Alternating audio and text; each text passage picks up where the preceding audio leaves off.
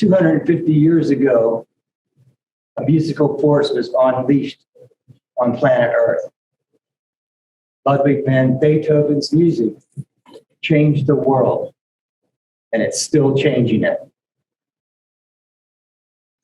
There will be anniversary concerts and festivals taking place around the world this year, and I thank you all for coming out and helping to celebrate the 250th anniversary of this force of music. I mean, there exist volumes of material, and you'd have to wade through it and on his life and his music and his impact on history. But we don't have time to go too deep. So just let me mention a couple of things that I think stand out. Beethoven emerged as a piano virtuoso in his early years. He was like, okay, classical music, what we think of classical music today is something different than what it was then. Classical music back then was popular music. It was the music that everyone listened to. And virtuosos were highly esteemed in those times. And Beethoven came out as this virtuoso pianist and recognized early on at a young age. And actually moved to he was born in Bonn, but he moved to Vienna, which is the music town of Europe. But his compositional powers are his greatest powers. And that started to become evident fairly early on in his life. Unlike his predecessors, Mozart and Haydn, Bach, his music was much older, unpredictable, and more emotionally evocative. Let's just try a little bit.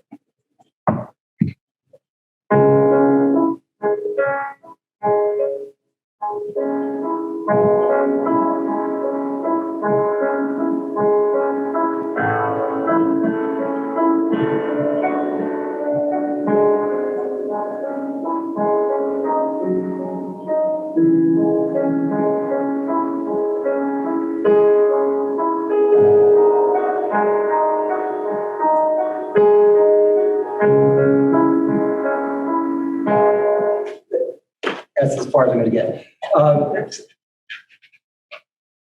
The Moonlight Sonata.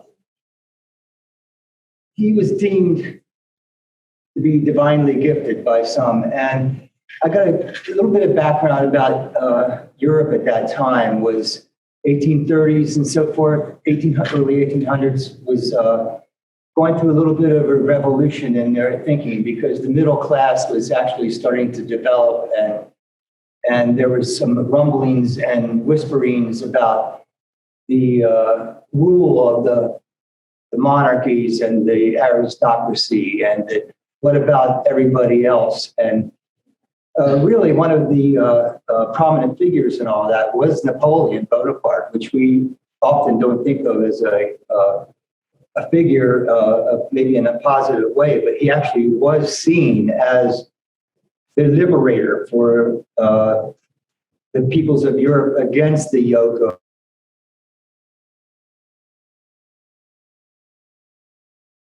here to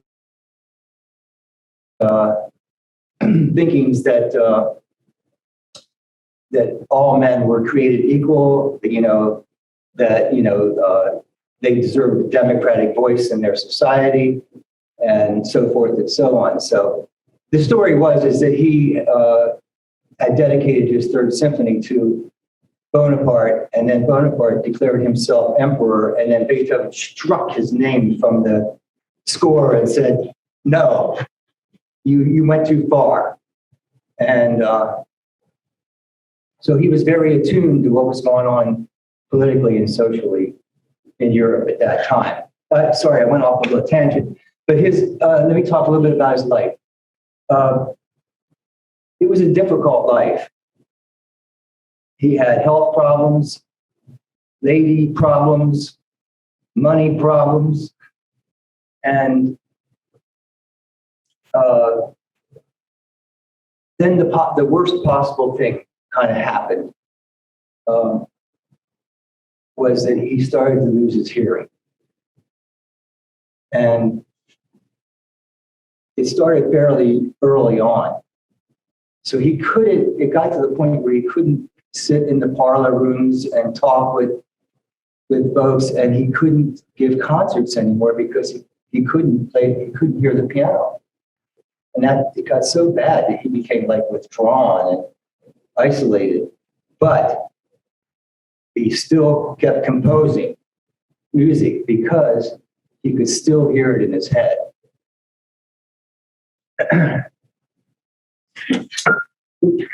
Sorry.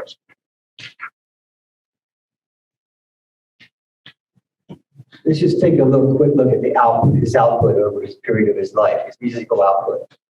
32 piano sonatas, of which, Bill, probably 10 of them are played regularly these days.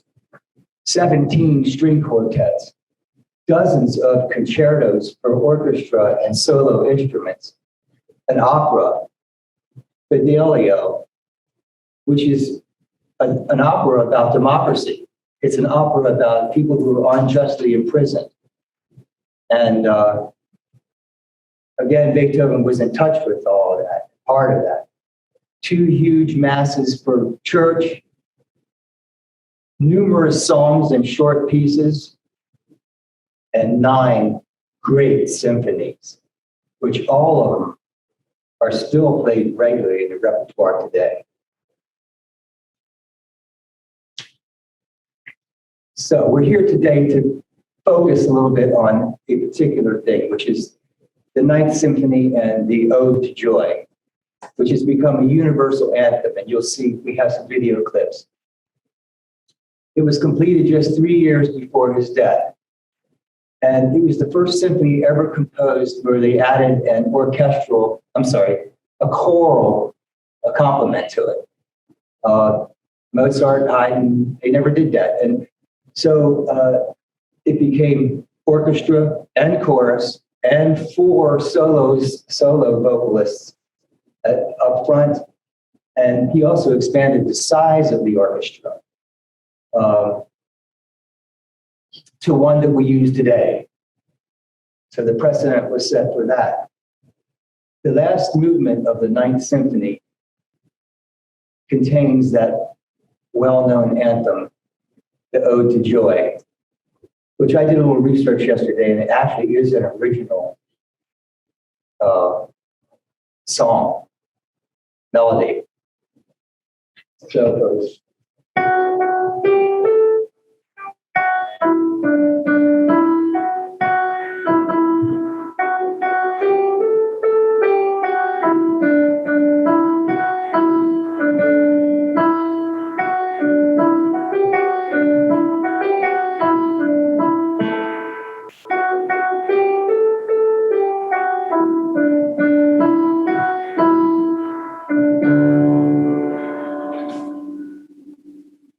The words there's lyrics to this, obviously, because it's sung, and it comes from a well-known poet of the time, Friedrich Schiller. And because I always heard it sang, by the way, if anybody has ever seen the movie A Clockwork Orange, it's all over, the Ninth Symphony is all over that movie. Because it's sang in German, I really had no idea what they were singing about. And so I got the English translation, and I'm just going to pick out a few little lines here from it. It starts out with the baritone singing, the soloist, and he sings, "Oh, friends, not these tones." In other words, stop this negative talking and thinking, right? "Not these tones. Let us raise our voices in more pleasing and more joyful sounds. All men will become brothers under thy gentle wing. May he who has had the fortune to gain a true friend, and he who has won a noble wife," consider the time period, "join in our jubilation. Yes, even if he calls but one soul his own in all the world. Be embraced, millions. This kiss for all of the world. Brothers, above the starry canopy, a loving Father must dwell. Can you sense the Creator world? Seek him above the starry canopy, above the stars he must dwell. Be embraced, millions, this kiss for all the world. There's a lot more than that.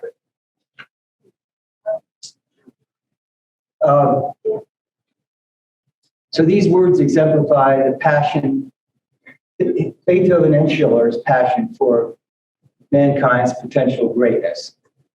His faith in our quest for brotherhood, justice, equality, and our worthiness to stand next to the Creator.